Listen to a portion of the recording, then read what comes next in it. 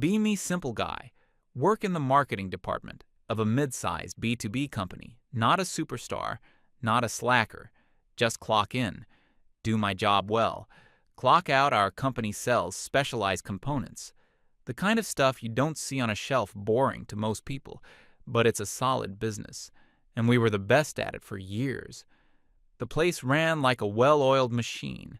The reason for that was basically three guys, Aaron, Ismail, and Sean. These guys weren't just employees. They were the pillars the whole place was built on. Aaron was our lead salesman, the kind of guy you see in movies, but never think is real. Not a loud, aggressive jerk. The complete opposite. He was calm, remembered everything about his clients, and they trusted him completely. We're talking about multi-million-dollar accounts that were with us for over a decade. Purely because of Aaron, he'd get a call from a client freaking out about a deadline, and he'd just calmly walk them through it, maybe even drive a shipment to the airport himself if he had to. The guy was a living legend in our industry. Then there was Ismail, the head of marketing strategy. Total opposite of Aaron. Quiet, analytical, probably spoke about 100 words a day, but his brain was on another level. He'd lock himself in his office with spreadsheets and market data, and a week later he'd come out with a report that would literally map out our entire sales strategy for the next 6 months. He knew what our competitors were going to do. Before they did, his strategies fed Aaron and the sales team a constant stream of high-quality leads. They weren't just guessing. They were following a roadmap laid out by a genius. And finally, there was Sean, the sales manager. Sean was the glue. He was an in-the-trenches kind of boss. If a deal was going south, he'd jump on the call with his guys. If someone was having a bad quarter, he'd work with them, coach them, not threaten them. He knew everyone on his team, their strengths, their weaknesses. He fought for our bonuses, defended us from upper management, and created a team that was loyal and incredibly effective. The sales floor was always buzzing with energy, a healthy competition, because everyone respected Sean and wanted to deliver for him. The money was good, morale was high, and we were crushing our targets every single quarter. Life was simple and made sense. You worked hard, you were good at your job, you were rewarded. That all changed a few months back. The owner, an old guy who founded the company but was pretty much retired, decided we needed to modernize. We all thought that meant new computers or a better coffee machine. We were wrong. It meant we were getting a new head of HR. It meant we were getting Serena. She walked in on her first day, and the entire atmosphere of the building shifted. She had this look of constant, low-level disapproval, like she'd smelled something bad and was trying to find the source. The first email came out a few days later. It was a masterpiece of corporate nonsense, full of words like synergy, paradigm shift, and fostering inclusive dialogues. My first thought was, oh great, one of these. But I had no idea how bad it was going to get. Her first major act was to schedule a series of mandatory all-day workshops. The topic was unpacking systemic bias in the workplace. We all had to sit in the big conference room while a consultant she hired talked at us for 8 hours. The consultant kept talking about male-dominated spaces and how traditional sales metrics can perpetuate harmful patriarchal structures. MFW. I'm just trying to sell gear components, and now I'm part of a patriarchal structure. Sean tried to politely argue a point, saying that our metrics are based on performance, not gender. The consultant gave him a pitying smile and said his reaction was a textbook example of defensive fragility. Sean, a guy who could handle the most aggressive corporate negotiators, just shut up and stared blankly at the wall for the rest of the day. Serena sat in the corner, nodding approvingly, taking notes on a clipboard. You could feel her eyes on all the men in the room, especially the sales guys. It was like she wasn't seeing employees. She was seeing problems that needed to be solved after the workshops. Things started getting weird. Serena began inserting herself into departmental meetings she had no business being in. She'd sit in on the weekly sales meeting, not saying a word, just observing after one meeting where Aaron celebrated landing a huge new client after months of work. Serena pulled him aside later. I heard from a colleague that she'd counseled him on his aggressive and overly competitive language, suggesting he use more collaborative terminology. In the future, Aaron was baffled he'd just made the company a fortune, and he was being treated like a misbehaving child. She started a new anonymous feedback system. Suddenly, little complaints started being filed. Sean's team was too loud and created an intimidating environment for quieter colleagues. Ismail was unapproachable and didn't foster a team-oriented atmosphere. Aaron was accused of monopolizing high-value clients. It was obvious this was all being encouraged by Serena. She was building a case. Brick by brick, she spent a lot of time with the owner, showing him charts and graphs, not sales charts, of course, because those were spectacular. She showed him salary comparison charts. She pointed out that the highest earners in the company were, by a large margin, the men on the sales team. Aaron, Sean, and their top guys were making serious money because of their commission structure. Serena presented this not as evidence of their success, but as a problematic wage gap. She argued that their high salaries were creating a culture of inequality. She told the owner they were overpaid and that the company was financially exposed by relying on a few prima donna salesmen. The owner, who hadn't been involved in the day-to-day for years, only saw the numbers she wanted him to see.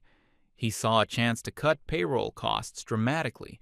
He didn't see that he was cutting out the heart of his own company. The tension in the office became unbearable. Everyone knew something was coming. People stopped talking in the break room. Emails became carefully worded to avoid any problematic language. The sales floor, once the loudest and most energetic part of the building, became quiet and anxious. Then the day came. It was a Thursday. I think Serena's assistant went around and called Ismail, then Sean, then Aaron, into the main conference room. One by one, each meeting took about 10 minutes. Ismail came out first, completely pale. He didn't even go back to his desk, just walked straight out the front door without looking at anyone next. Was Sean. He walked out, looked over at his team, and just gave a small, sad shake of the head. He cleaned out his desk in 5 minutes, and then he was gone, finally. Aaron, when he came out, he wasn't sad or pale. He was angry. He made a beeline for the owner's office, but the door was locked. He just stood there for a moment, shook his head, and then left. We later found out they were all fired for corporate restructuring. Their positions were being eliminated to create a more streamlined and equitable organizational structure. Along with them, about half of the senior sales team was also let go. All men, all high earners. The office was in a state of shock. We were looking at the empty desks of the people who had built this company, and it just didn't seem real the very next day. Serena called an all-hands meeting. We all shuffled into the conference room, the same room where the guys had just been fired. Serena stood at the front, beaming. She gave a speech about a new chapter for the company, a chapter of collaboration, inclusivity, and sustainability. She said we were now free from the old, aggressive, growth at all costs mindset. She announced that they had already hired replacements, a whole new team of fresh-faced marketing and sales associates who would bring new energy and diverse perspectives. Then, to top it all off, she announced we'd be having a party that afternoon to celebrate. Celebrate what? We were all thinking, celebrate the destruction of our own company? That afternoon, 2 women from HR rolled in a cart with a cheap-looking sheet cake and some plastic cups of champagne. The cake had "A New Beginning" written on it in bright pink icing. Serena stood in the middle of the office, holding a plastic cup, and gave a toast to our bold future and to breaking down the old structures. She and the handful of new hires she'd brought in were laughing and cheering. The rest of us just stood there in silence, staring at the cake. I remember looking at the empty desks, then looking at Serena celebrating, and feeling a kind of cold dread. It felt like watching a ship captain throwing the navigator and the chief engineer overboard, and then celebrating with a party on the deck while sailing directly into a hurricane. She actually thought she had won. She thought she had fixed the company. She had no idea that she had just signed its death warrant. The party was the most surreal and uncomfortable 2 hours of my professional life. The new hires were all very young, all very eager to impress Serena. They talked loudly about their ideas for the company. Lots of buzzwords, very little substance. One of them suggested our main marketing focus should be our company's TikTok account. We sell industrial-grade hydraulic fittings to factories. Another wanted to redesign our entire product catalog to be more aesthetically pleasing, not understanding that our clients cared about technical specifications, not pretty colors. It was like listening to aliens trying to describe a business they had never seen. Meanwhile, the veterans who hadn't been fired were huddled in small groups, speaking in whispers. The mood was a mix of anger, fear, and utter disbelief. Everyone was updating their resumes on their phones under the table. Serena, completely oblivious, walked around trying to mingle. She came up to my group and asked why we weren't celebrating one of my older colleagues, a guy who had worked with Sean for 15 years, just looked her dead in the eye and said, "I'm not in a festive mood," then turned and walked away. Serena's smile faltered for just a second. She just scoffed and muttered something about some people being resistant to positive change. That party felt like the end of an era. The old company, the successful, merit-based, no-nonsense place we had worked at, was officially dead in its place. Was this hollowed-out corporate shell run by an ideologue who didn't know the first thing about our business? We all knew what was coming. We just didn't know how fast and how catastrophically it would happen. The first Monday after the purge was like walking into a different company. The new hires were at their desks, bright and early. They were all very busy, personalizing their email signatures and decorating their workspaces with inspirational quotes, actual work. Not so much the first problem hit immediately. Aaron's phone, which was now forwarded to one of the new girls, started ringing off the hook. It was his clients, and they were confused and angry. The new girl had a script prepared by Serena. "Aaron is no longer with the company. My name is Jessica, and I'll be your new point of contact. I'm excited to synergize with you." I listened to one of these calls. It was a train wreck. The client on the other end was a gruff, old-school factory owner from Ohio. He didn't want to synergize. He wanted to know why the custom order he had discussed with Aaron wasn't in the system. The new girl had no idea what he was talking about. She didn't know the client, the product codes, or the custom specifications. She put him on hold to ask for help, but there was no one left who knew Aaron's accounts in that detail. The client hung up an hour later. An email came through from their head office, officially pausing their account with us. That was the first domino. By the end of the week, 3 of Aaron's mid-sized accounts had done the same. They weren't interested in building a new relationship with some 22-year-old who sounded like a corporate PR bot. Their relationship was with Aaron, the person when he was gone. So was their loyalty. Serena's response to this was to hold a meeting. Her solution wasn't to try and understand the client's needs. It was to criticize the new girl for not being confident enough on the phone. She declared that the old client relationships were unhealthy and based on cronyism. Anyway, she said this was a perfect opportunity to build a new, more diverse client base. How? She didn't say. Then the marketing side started to fall apart. Without Ismail, we had no strategy. His locked office was like a tomb, containing all the secrets to our success. Serena appointed one of her new favorites as the interim marketing head. Her big idea was to scrap Ismail's data-driven approach. She called it stale and uninspired. Instead, she wanted to focus on brand storytelling. Our new marketing campaign was a series of social media posts with stock photos of smiling, diverse people in hard hats. The captions were vague platitudes about building the future together and engineering with a conscience. It got a few dozen likes, mostly from our own employees who were probably told to engage with it, but the leads, the actual inquiries from potential customers that Ismail's work used to generate by the dozens every day, dried up completely. The pipeline went from a fire hose to a slow drip, and then to nothing. The sales team had no one to call. The remaining senior guys, the ones who had survived the purge, were growing more and more frustrated. They were used to a steady flow of warm leads from Ismail's team. Now they were being told to cold call from outdated lists. Their morale was in the gutter, without Sean there to guide them and fight for them. They felt abandoned. They saw the writing on the wall one by one. They started leaving. They didn't make a scene. They just quietly accepted offers from our competitors and disappeared every week. Another desk would be empty. Serena didn't seem to care in another one of her brilliant meetings. She claimed their departure was a good thing, a self-cleansing process that was removing people who weren't aligned with our new corporate values.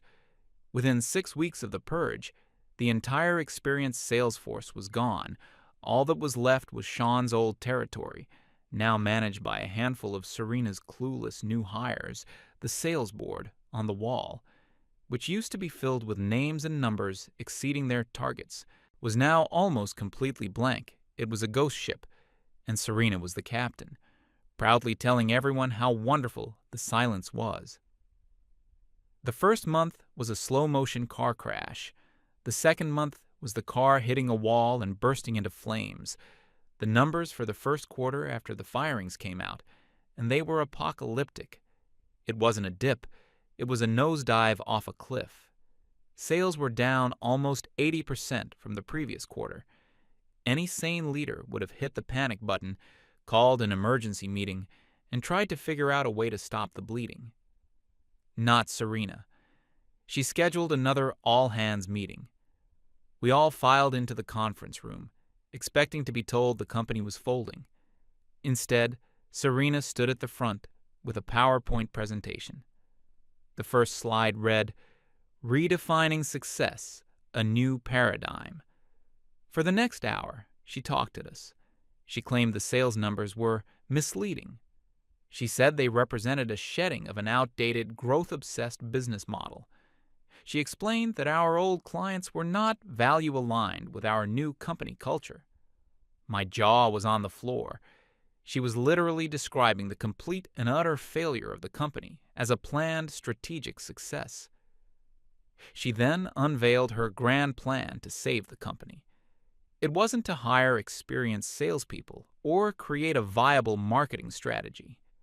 Her plan was to launch a corporate wellness initiative, mandatory yoga sessions on Wednesday mornings, a gratitude circle every Friday afternoon, an office-wide competition to name the new ficus tree in the lobby.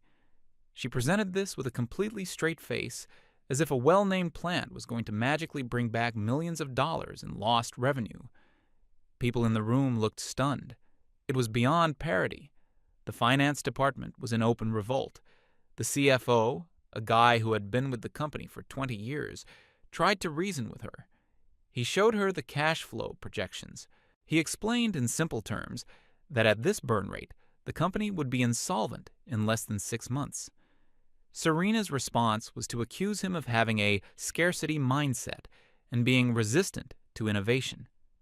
She told him he needed to think outside the box and manifest abundance. The CFO resigned the next day. With him gone, the last real check on Serena's power was removed. The owner was still MIA, presumably trusting her completely. The office became a bizarre dystopia. The new hires, Serena's loyalists, embraced the wellness initiatives with gusto. They would have loud, performative conversations about their mindfulness journey and how centered they felt after yoga. Meanwhile, the rest of us, the few remaining veterans, were watching our lifeboats sink. Our workloads had doubled as we tried to cover for the people who had left. Our departments were being starved of resources because all the budget was being funneled into Serena's pet projects, like a full-scale rebranding campaign.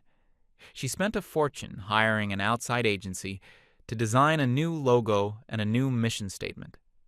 We spent an entire workday in another mandatory workshop, this time debating the wording of the mission statement.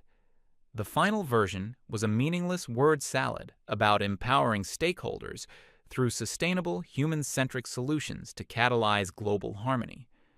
Again, we sell hydraulic fittings. The new logo was a pastel green swoosh. It looked like the logo for a spa. While we were debating fonts and colors, the real world kept intruding.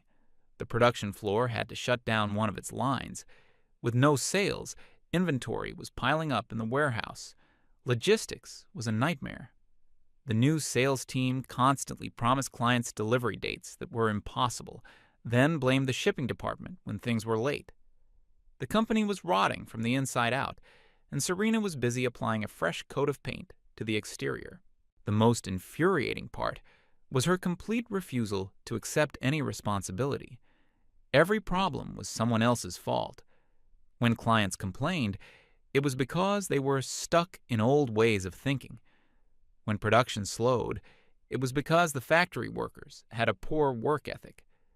When the best remaining employees quit, it was because they lacked the vision to be part of our future.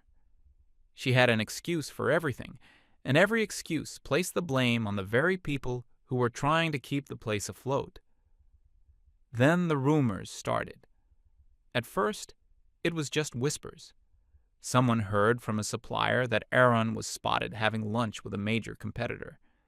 Then someone else saw on a professional networking site that Ismail had updated his status to founder of a new strategic consultancy.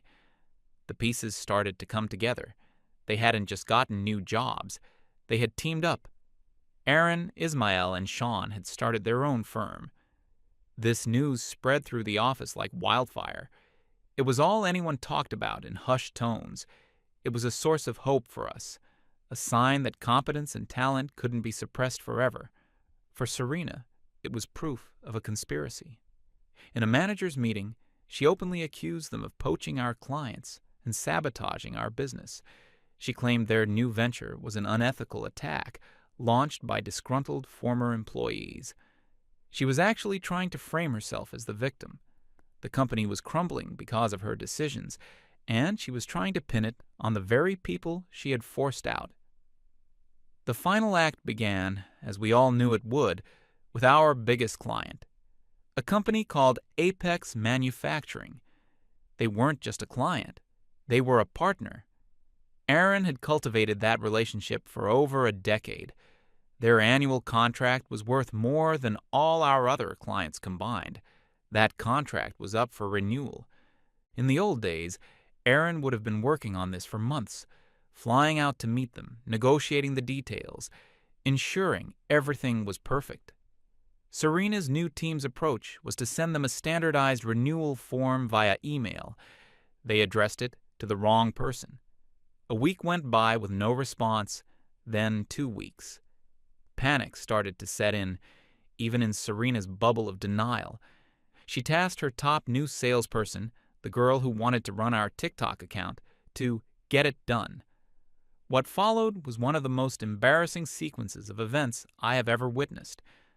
The girl called the main Apex number and got stuck with a receptionist. She couldn't get through to the key decision maker because she didn't know his name. She sent follow-up emails that were full of typos and corporate jargon. Finally, she managed to get the purchasing manager on the phone. He was a guy who was used to dealing with Aaron, who knew his business inside and out. The new girl started reading her sales script to him. He cut her off and asked a highly technical question about integrating our components with their new assembly line. She had no idea. She put him on hold to Google it. He hung up. This was the moment the bomb finally went off. A few days later, a package arrived at the office. It was delivered by a courier, addressed directly to the owner. The receptionist, who knew something big was happening, hand-delivered it to the owner's office. The owner hadn't been seen in the building for weeks. Turns out he was there that day. He'd been summoned by the new CFO, the one who replaced the guy who quit, who had basically told him the company was about to default on its loans. What happened next is now the stuff of office legend. The owner, a man we all thought was a doddering old fool, apparently read the contents of the package and transformed. He burst out of his office holding a single sheet of paper. He didn't walk. He stomped through the main office, past the silent, staring employees, directly towards Serena's glass-walled office. Serena was in a meeting with her rebranding consultants, looking at color swatches for the new letterhead. She saw the owner approaching and smiled, clearly expecting to be praised for her hard work on the new brand identity. The owner threw the door open so hard it banged against the wall. He didn't say a word. He just slammed the letter down on the table in front of her, scattering the color swatches. Serena's smile vanished. He then threw a thick folder down next to it. It was the quarterly financial report. He pointed at the letter. Then he pointed at the report. "Explain this," he said. His voice wasn't yelling, but it was filled with an ice-cold fury that was way more terrifying. Serena picked up the letter. We could all see her face through the glass. We saw the color drain from it. We saw her hands start to tremble. It was the official contract termination letter from Apex Manufacturing, but it was the last paragraph that was the real killer. A colleague who saw it later told me what it said. It read, "We wish you the best in your future endeavors. We have decided to transfer our entire account to AIS Consulting, a new firm founded by our longtime and trusted partner, Aaron, whose expertise we consider indispensable to our operations." It was the smoking gun, the undeniable proof. Serena looked up at the owner, her eyes wide with panic. She opened her mouth and started to speak. All her usual excuses came pouring out. "This is a coordinated attack. They've been planning this. It's a sabotage campaign because they couldn't handle a woman in a leadership position." The owner let her talk for about 30 seconds. Then he held up his hand, and she fell silent. He leaned over the table, his voice low but carrying throughout the deathly quiet office. He told her that he had spent his entire life building this company. He had built it on quality, relationships, and results. He said he had made a terrible mistake. He had trusted a smooth talker with a fancy vocabulary who knew nothing about business. He said she hadn't modernized his company. She had destroyed it. Then he delivered the final blow. He looked her right in the eye and said, "Serena, your leadership has created a toxic and unproductive work environment. Your performance metrics do not align with the company's strategic goals. This constitutes a fundamental failure to perform your duties." He used her own soulless corporate language against her. It was poetic. "Pack your personal belongings. Security will escort you from the building." Her face crumbled. The mask of confident, progressive leadership shattered, and all that was left was a shocked, defeated person. She was fired, in front of everyone, humiliated in the same way she had humiliated others. Security guards came and stood by her door as she packed her box of personal items. She didn't look at anyone. She couldn't. As they walked her out the front door, for the first time in months, a sound erupted in the office. It wasn't loud, but it was unmistakable. Someone started clapping, then another person, and another. It wasn't a celebration, it was a release. The release of months of frustration, anger, and anxiety. It was the sound of justice. Of course, it was too late for the company. The loss of Apex was the final nail in the coffin. The company was declared bankrupt within 2 months. The owner had to sell off the assets, the machinery, the client lists, what was left of them, for pennies on the dollar. We all lost our jobs. But this story doesn't end there. About a month after I was laid off, I got a call. It was Sean. He said they were expanding at AIS Consulting and asked if I'd be interested in coming in for an interview.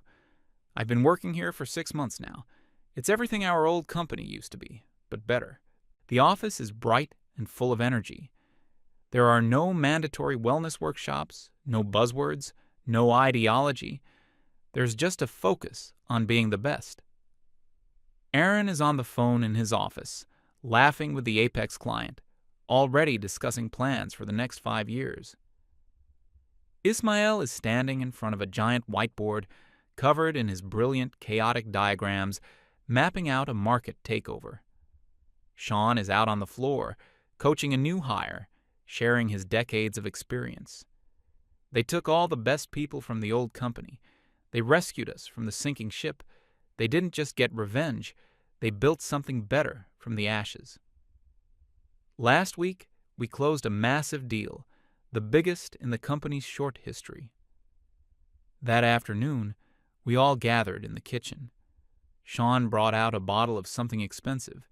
He poured everyone a glass, even the interns. He raised his glass and looked around at all of us, the survivors. He didn't make a long speech. He just said one thing, to merit. And we all drank to that.